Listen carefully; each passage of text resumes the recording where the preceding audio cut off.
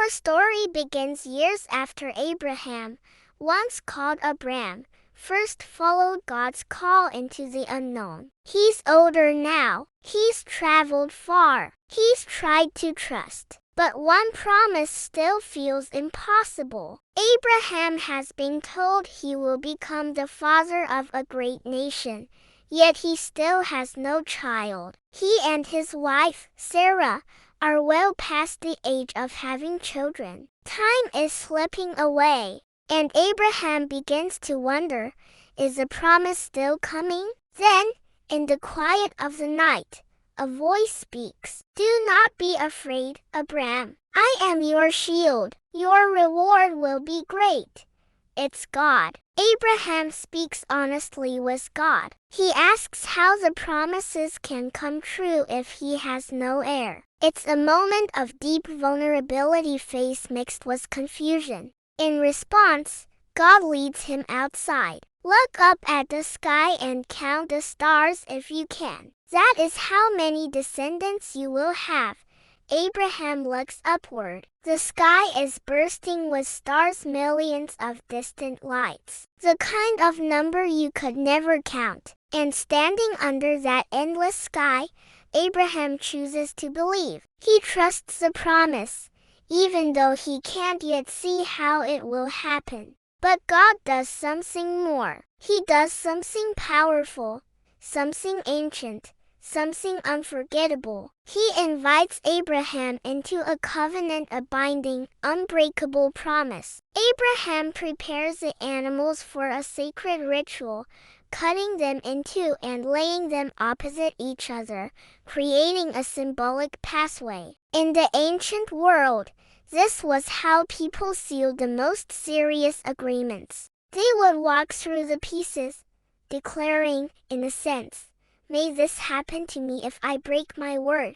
It was a life or death commitment. But in this moment, something unexpected happens. God causes Abraham to fall into a deep, dreamlike sleep. A heavy darkness falls over him. Abraham doesn't walk through the path at all. Instead, a blazing torch and a smoking fire pot, symbols of God's own divine presence, move through the pieces alone. This is God's way of saying, this covenant depends on me. I am taking full responsibility for its fulfillment.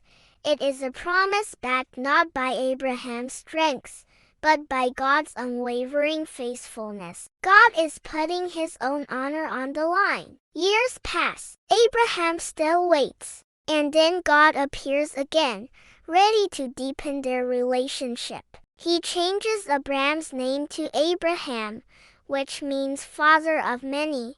It's a declaration of who Abraham is becoming, not just who he is now. And his wife Sarai becomes Sarah, meaning princess, a name fit for the mother of nations. Then, God establishes circumcision as a sign of the covenant, a physical, permanent reminder of the relationship between God and Abraham's descendants. It becomes a symbol of identity, belonging, and commitment passed down through generations. And God makes the promise clearer than ever. He says that nations and kings will come from Abraham and Sarah, not from a servant, not from a substitute plan. From them. At this, Abraham laughs, not out of disrespect, but out of sheer, dumbfounded amazement. He's nearly 100 years old. Sarah is 90. The idea is so far beyond human possibility,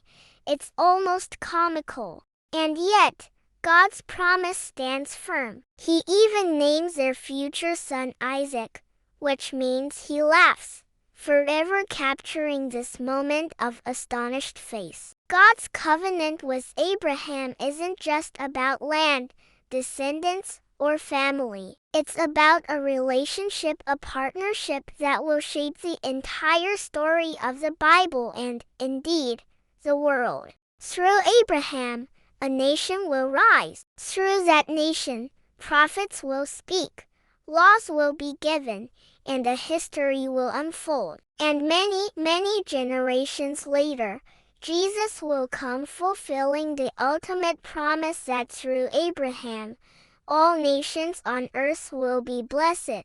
But at the heart of this moment is something timeless, something that speaks to all of us. God meets Abraham in his doubt. He doesn't scold him for his questions. He answers them with an incredible, star-filled vision. God invites him to believe, and most importantly, God seals the promise with his own faithfulness, taking the full burden of the covenant upon himself. Abraham's story reminds us that faith isn't about never questioning or never doubting. It's about choosing to trust even when the path is unclear. It's about holding on to God's promise when our circumstances seem to shout the opposite. And so, under a sky filled with countless lights, Abraham steps into a covenant that will echo through the ages, a promise carried by God, fulfilled in time, and still remembered today. It's a story of how an impossible promise, made to an old man in the desert, changed the course of history forever. Thank you for watching. If this story resonated with you, please like, subscribe, and share it with someone who might need to hear it. See you next time.